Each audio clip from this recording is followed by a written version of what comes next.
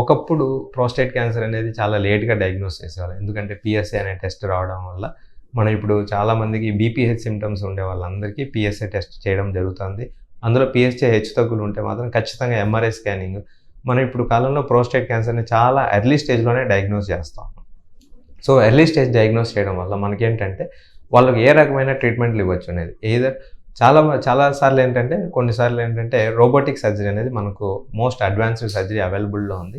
Robotic ద్వారా prostate గ్లాండ్ని తొలగించడము, ఆ ప్రోస్టేటిక్ని తర్వాత మనం రెగ్యులర్గా ఫాలోఅప్లో ఉండడం. ఇప్పుడు రోబోటిక్స్ ద్వారా ఏంటి అడ్వాంటేజ్ అంటే మనిషి తొందరగా కోలుకోవడం, 1-2 రోజుల్లో కోలుకోవడం, ఆల్మోస్ట్ ఒక 3-4 రోజుల్లో ఇంటికి డిశ్చార్జ్ చేయడము, ఒక పైపు వారం 10 రోజుల్లో పైప్ తీయటము, తర్వాత మామూలుగా పాతకాలంలో ప్రోస్టేట్ క్యాన్సర్ చేసిన తర్వాత మూత్రం అనేది తెలియకుండా అయిపోవడము, లీకేజ్ అనే సమస్యలు చాలా ఎక్కువ చూస్తూ ఉంటారు. ఇప్పుడు వచ్చిన అడ్వాన్స్డ్ ట్రీట్మెంట్లో రోబోటిక్ సర్జరీలో ఈ మూత్రం అనేది కంట్రోల్ కూడా మనిషి కంట్రోల్లో ఉండడం కూడా చాలా ఇప్పుడు మనం చూస్తూ ఉన్నాం. ఎక్కువ మందిలో మూత్రం కంట్రోల్ అనేది ప్రోస్టేట్ క్యాన్సర్ సర్జరీ తర్వాత కూడా జరుగుతూ ఉందన్నమాట. సో ప్రోస్టేట్ క్యాన్సర్కి భయపడాల్సిన పని అవసరం లేదు.